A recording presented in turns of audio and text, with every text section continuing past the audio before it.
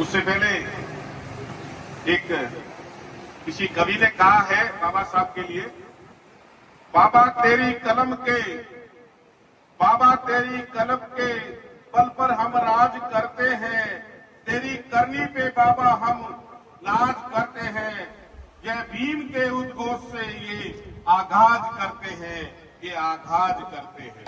बोले जय भीम, जय भीम, जय भारत। मैं सबसे पहले आप सबसे माफी मांगता हूं कि मुझे आना 9 बजे था और मैं लगभग 2.5 घंटे लेट आया हूं। उसके लिए मुझे कुछ पारिवारिक काम से के कारण रात को 1:30 बजे तक किसी सत्संग के प्रोग्राम में रहना पड़ा और उससे पहले मैं झालावाड़ था, इसलिए मैं आपके बीच में 1.5 घंटे लेट आया हूं। सबसे पहले आप मुझे माफ करें। और आज जिस पुण्य उद्देश्य के लिए हम लोग इकट्ठे हुए, देखो बाबा साहब यूं ही बाबा साहब नहीं बने। बाबा साहब को बाबा साहब बनने में कितना तो संघर्ष, कितना टाइम लगा है। आप कल्पना करो, 1891 में एक दलित घर का बच्चा जब जन्म लेता है और जब पढ़ने की इच्छा की उसने, उस समय की स्थितियां अलग थी, पढ़ने का अधिकार नहीं था, लेकिन उसने जिद करी कि मैं पढ़ूंगा, लिखूंगा और आगे बढ़ूंगा। और धीरे धीरे वो पढ़ते गए,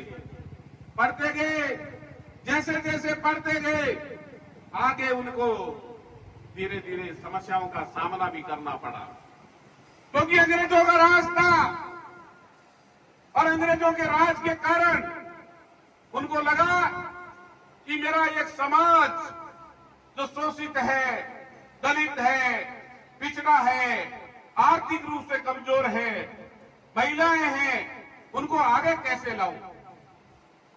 बाबा साहब चाहते तो उस समय, मैं ये समझता हूं कि इतने पढ़े लिखे और विद्वान आदमी थे वो कहीं भी जर्मनी में, इंग्लैंड में, अमेरिका में जाकर नौकरी कर सकते थे और अपना जीवन देश के लिए नहीं लगाते। उन्होंने अपना जीवन इस सोए समाज को जगाने के लिए अपने सारे बच्चे खो दिए, अपनी पत्नी खो दी। उस मानव ने जब उसके बच्चे का डेथ हो गई और घर से फोन आया और उनको जाना था द्वितीय गोलमेज सम्मेलन में, उन्होंने कहा बच्चा मेरा एक चला गया है, लेकिन ये जो मेरा इतना बड़ा परिवार है, अगर उसकी पैरवी मैंने अगर वहां जाकर नहीं की तो ये समाज सबके हमेशा के लिए मर जाएगा।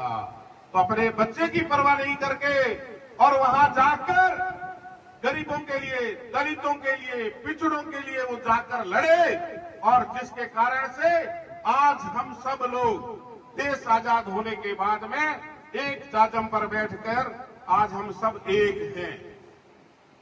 आजादी के बाद में उन्होंने देश में एक संविधान दिया।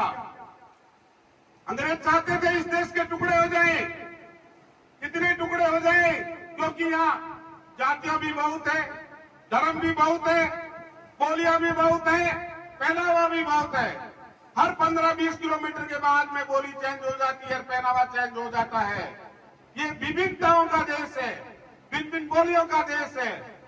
जब देश आजाद हो रहा था, मैं आपको एक चीज बताऊंगा और आपको चिंतन और मंथन करने की आवश्यकता है कि बाबा साहब ने उस समय पाकिस्तान का विरोध किया और पाकिस्तान को अलग नहीं करने की उन्होंने वकालत की, लेकिन उस समय चीना और कांग्रेस के कुछ लोग तो नहीं चाहते थे कि भारत एक रहे और भारत के 2 टुकड़े कर दिए और भारत से कुछ जो गरीब थे, पढ़े लिखे नहीं थे, दलितों को और वहां पाकिस्तान में लेकर चले गए। एक तो गया जोगेश्वर नाथ मंडल, जो विद्वान भी था, पढ़ा लिखा भी था। यहां प्रथम कानून मंत्री दलित बनता है डॉक्टर BR अम्बेडकर। पाकिस्तान का भी प्रथम कानून मंत्री दलित बनता है डॉक्टर जोगेंद्र नाथ मंडल। आपने पढ़ा होगा और वो गुमनामी की जिंदगी में चला जाता है। और गुमनामी की जिंदगी में जाने के बाद जब अंत समय आता है तो उसको लगता है कि मेरा भारत महान, मैं कहां आ गया। और बाबा साहब यहाँ रहे।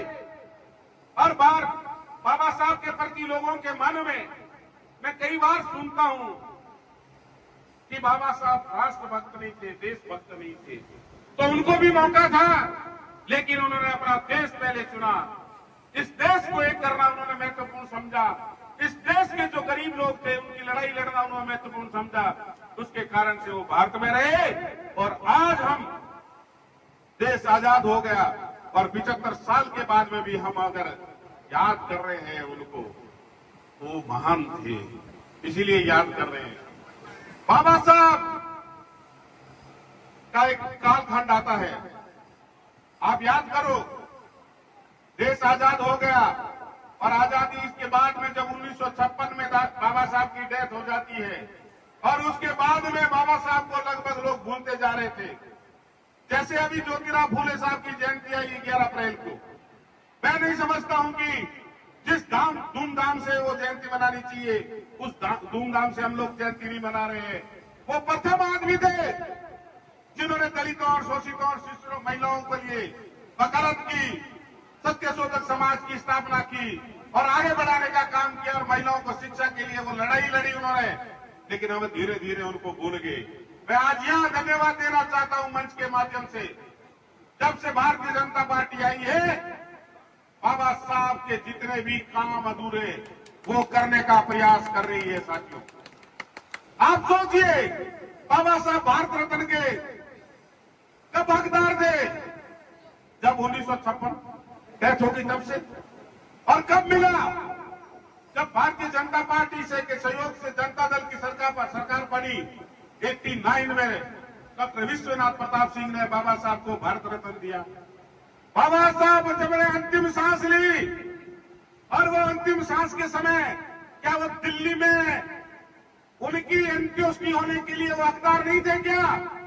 लेकिन उस कांग्रेस की सरकार ने उस समय बाबा साहब को वहां से जाने को मजबूर कर दिया और बॉम्बे में उनकी अंत्येष्टि हुई।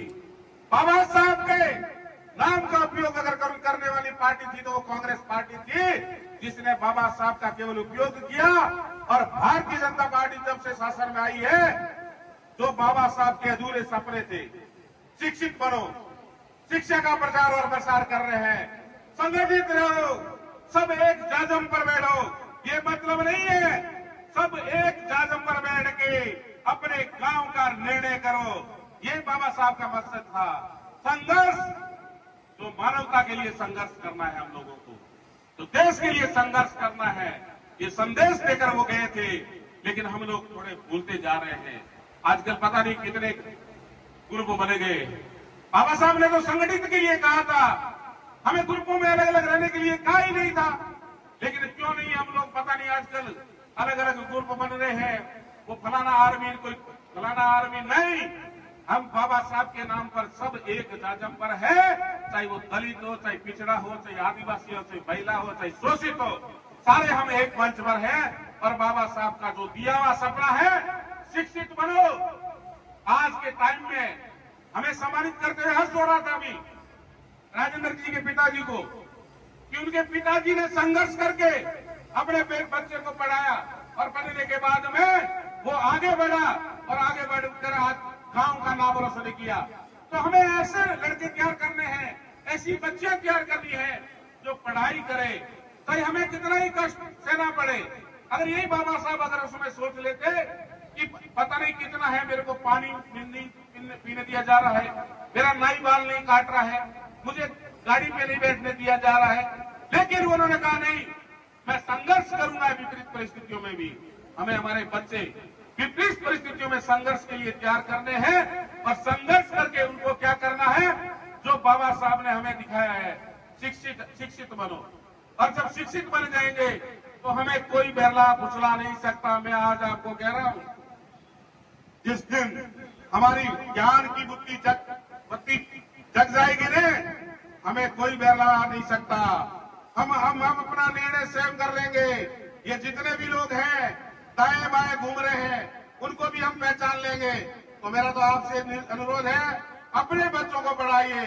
बाबा साहब का एक ही मकसद था, जो पढ़ेगा, जो लिखेगा, वही देश में अपनी भागीदारी तय करेगा, वही देश में राज करने का। बहुत बहुत धन्यवाद। आप इतनी देर में इतनी संख्या में बैठे हो, सबको बहुत बहुत धन्यवाद करते हो। अपनी वाणी को विराम देता हूँ। बहुत बहुत धन्यवाद।